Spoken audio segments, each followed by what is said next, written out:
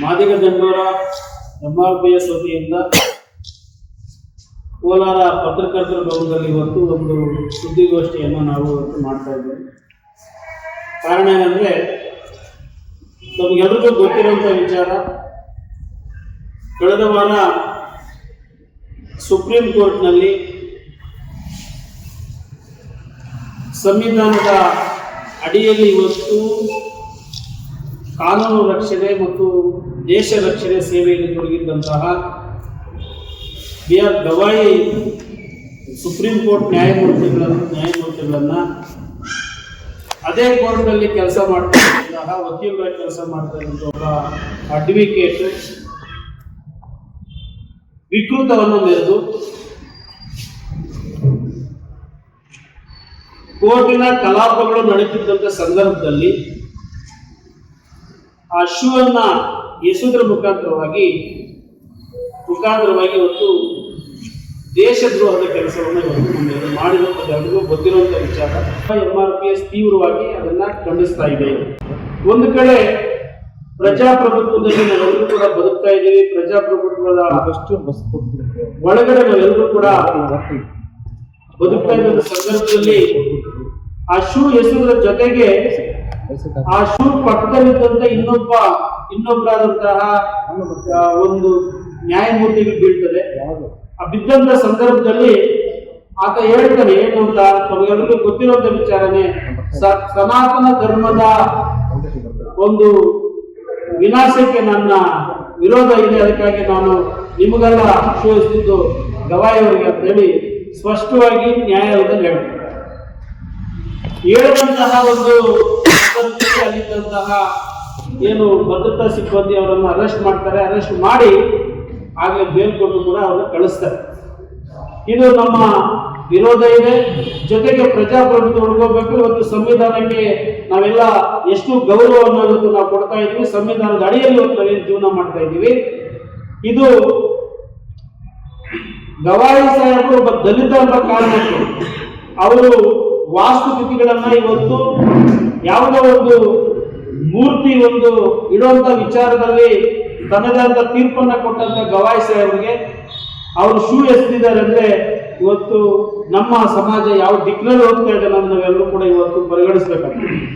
ಹಾಗಾಗಿ ನಮ್ಮ ಒತ್ತಾಯ ಇಷ್ಟೇ, ಸನಾತನ ಧರ್ಮದಲ್ಲಿ ಕೂಡ ನಾವೆಲ್ಲರೂ ಕೂಡ ಈಗಲೂ ಅದೇ ಧರ್ಮದಲ್ಲಿ ಇದ್ದೀವಿ ಅನ್ನೋದನ್ನ ಅವರು ಕೂಡ ಮರೆಯಬಾರ್ದು.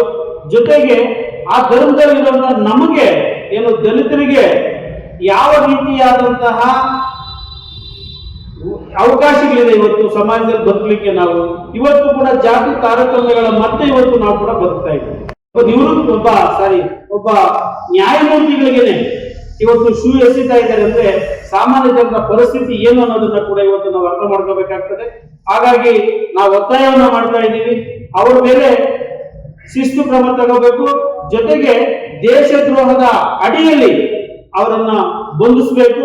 ಮತ್ತೆ ಅವರ ಮೇಲೆ ಹೆಚ್ಚಿನ ಒಂದು ತನಿಖೆಯನ್ನ ಮಾಡಿ ಉಗ್ರವಾದಂತಹ ಒಂದು ಶಿಕ್ಷೆಯನ್ನ ಕೊಟ್ಟಿದ್ದಾದ್ರೆ ಪ್ರಜಾಪ್ರಭುತ್ವ ಇವತ್ತು ಉಳ್ಕೋತದೆ.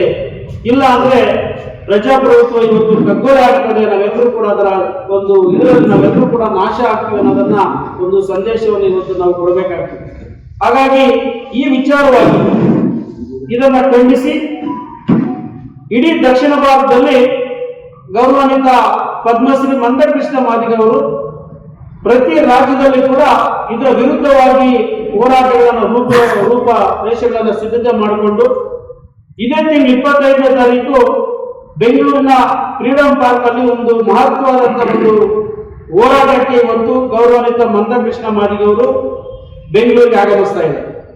ಅದರ ಒಂದು ವಿಚಾರವಾಗಿ ನಾವು ಕೂಡ ಪ್ರತಿ ಜಿಲ್ಲೆಯಲ್ಲೂ ಕೂಡ ಇವತ್ತು ನಾವು ಪತ್ರಿಕಾ ಮಾಧ್ಯಮಗಳ ಮುಖಾಂತರವಾಗಿ ಸಮಾಜವನ್ನ ಎಚ್ಚರಿಸಿಗೊಳಿಸುತ್ತಾ ಈ ಒಂದು ಏನು ಮೊನ್ನೆ ನಡೆದಂತಹ ಒಂದು ಹೀನ ಕೃತ್ಯವನ್ನು ಖಂಡಿಸುತ್ತಾ ಇವತ್ತು ನಾವೆಲ್ಲರೂ ಕೂಡ ಗವಾಯಿಯವರ ಪರ ಇವತ್ತು ನಮ್ಮ ಸಮಾಜ ನಿಂತ್ಕೊಳ್ತಾ ಇದೆ. ನ್ಯಾಯದ ಪರ ಇವತ್ತು ನಾವೆಲ್ಲರೂ ಕೂಡ ಹೋರಾಟ ಮಾಡಬೇಕಾಗಿದೆ.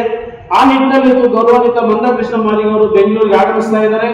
ಹಾಗಾಗಿ ಈ ಒಂದು ಮಹತ್ವವಾದಂತಹ ಹೋರಾಟಕ್ಕೆ ಚಿಕ್ಕಬಳ್ಳಾಪುರ ಮತ್ತು ಕೋಲಾರ ಜಿಲ್ಲೆ ನನಗೆ ಒಂದು ಇನ್ಚಾರ್ಜ್ ಅನ್ನ ಕೊಟ್ಟಿದ್ದಾರೆ, ಉಸ್ತುವಾರಿಯನ್ನ ಕೊಟ್ಟಿದ್ದಾರೆ.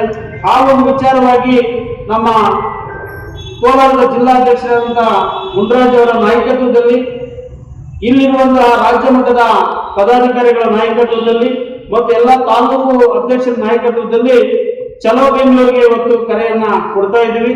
ಹಾಗಾಗಿ ಎಲ್ಲ ನನ್ನ ಸಮಾಜದ ಬಂಧುಗಳು ಜೊತೆಗೆ ನನ್ನ ಸಂಘಟನೆ ಎಲ್ಲ ಹೋರಾಟಗಾರರು ಜೊತೆಗೆ ಈ ಸಂವಿಧಾನದ ಉಳಿಯುವಲ್ಲಿ ತಾವೆಲ್ಲರೂ ಕೂಡ ಎಲ್ಲ ಸಮಾಜದ ವರ್ಗದ ಜನರು ಕೂಡ ಈ ಒಂದು ಹೋರಾಟದಲ್ಲಿ ಭಾಗವಹಿಸಬೇಕು ಅಂತೇಳಿ ಈ ಒಂದು ಕರೆಯನ್ನ ಕೊಡ್ತಾ ಇದ್ದೀವಿ. ಹಾಗಾಗಿ ಈ ಒಂದು ದಿನ ನಾವು ಇಡೀ ಸಮಾಜ ಎಚ್ಚೆತ್ತುಕೊಂಡು ಇವತ್ತು ಈ ಹೋರಾಟದಲ್ಲಿ ನಾವೆಲ್ಲರೂ ಕೂಡ ಪಾಲ್ಗೊಳ್ಬೇಕಾಗಿದೆ. ಅದನ್ನ ಸಮರ್ಥನೆ ಮಾಡ್ಕೊಳ್ಳಕ್ಕೆ ಯಾವ್ದು ಇವತ್ತು ಗವಾಯಿಯವರ ಮೇಲೆ ಶ್ರೀ ಇಷ್ಟೊಂದನ್ನ ಇಲ್ಲಿನ ಒಂದು ಭಾಸ್ಕರ್ ರಾವ್ ಅನ್ನೋರು ಈ ಒಂದು ರಾಜ್ಯದ ಅತ್ಯುನ್ನತ ಸ್ಥಾನದಲ್ಲಿ ಕೆಲಸ ಮಾಡಿದಂತ ಭಾಸ್ಕರ್ ರಾವ್ ಅವರು ಅದನ್ನು ಸಮರ್ಥನೆ ಮಾಡ್ತಾರೆ. ಆ ಸಮರ್ಥನೆ ಮಾಡ್ಕೊಂಡದ್ದು ಕೂಡ ದೇಶದ್ರೋಹದ ಕೆಲಸ ಅಂತ ಇವತ್ತು ನಾವು ಭಾವಿಸಿ ಅವ್ರ ಮೇಲೆ ಕೂಡ ಶಿಸ್ತಿನ ಕ್ರಮವನ್ನ ಇವತ್ತು ತಗೋಬೇಕಾಗಿದೆ. ಹಾಗಾಗಿ ಇವತ್ತೇನು ಈ